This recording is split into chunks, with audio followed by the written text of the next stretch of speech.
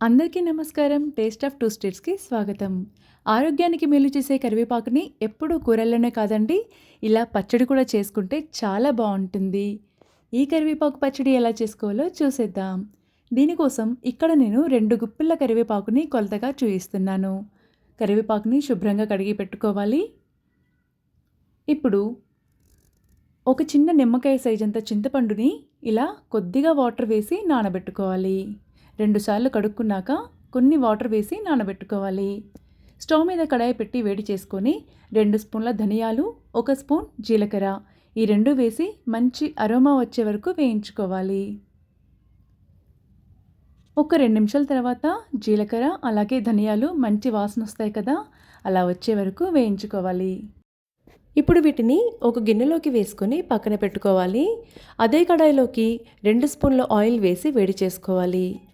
ఇందులోకి 4 పచ్చిమిర్చి, 4 ఎండుమిర్చి మీరు తినే కారాన్ని బట్టి వేసుకోవాలి. తక్కువగా తినే వాళ్ళైతే ఒక 2 తక్కువ వేసుకున్నా పర్వాలేదు. స్పైసీగా తినాలనుకునే వాళ్ళైతే కొద్దిగా వేసుకోవచ్చు. ఇప్పుడు వీటిని కూడా ఒక గిన్నెలో వేసి పక్కన పెట్టుకోవాలి. అదే కడాయిలోకి కరివేపాకు కూడా వేసుకొని వేయించుకోవాలి. మధ్య మధ్యలో కలుపుకుంటూ పచ్చివాసన పోయేదాకా వేయించుకోవాలి. మరీ గలగల్లాడేలా వేయించుకోకూడదండి, కాస్త సాఫ్ట్గానే ఉండాలి. ఒక 2 నిమిషాల తర్వాత వాటర్ లేకుండా ఓన్లీ చింతపండుని మాత్రమే వేసి మరొక్క నిమిషం పాటు వేయించుకోవాలి.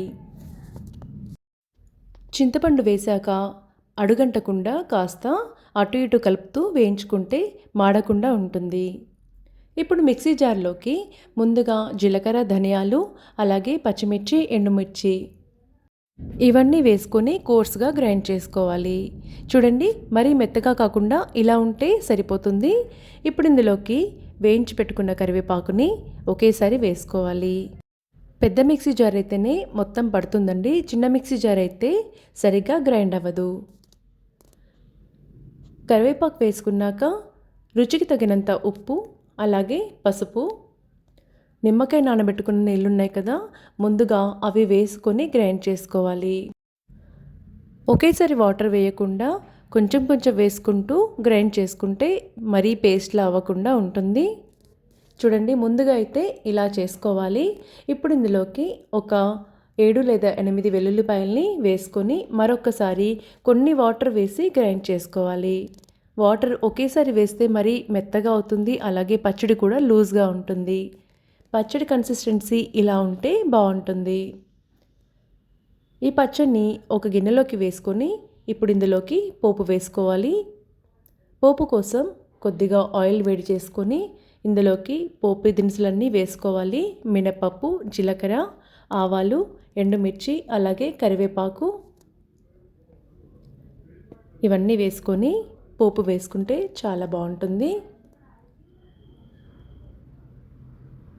అలాగే కొద్దిగా ఇంగువ కూడా వేసుకొని ఈ పోపు అంతా పచ్చడిలోకి వేసుకొని కలుపుకోవాలి.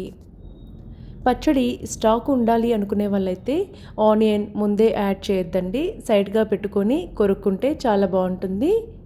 లేదంటే అదే రోజు ఫినిష్ చేసే వాళ్ళైతే ఆనియన్ని డైరెక్ట్గా కలుపుకోవచ్చు. చూడండి, కలర్ఫుల్గా కరివేపాకు పచ్చడి రెడీ అయిపోయింది. ఈ పచ్చడి రోటీ, చపాతీ, రైస్ దేనిలోకైనా చాలా బాగుంటుంది. వీడియో వాచ్ చేసినందుకు ధన్యవాదాలు.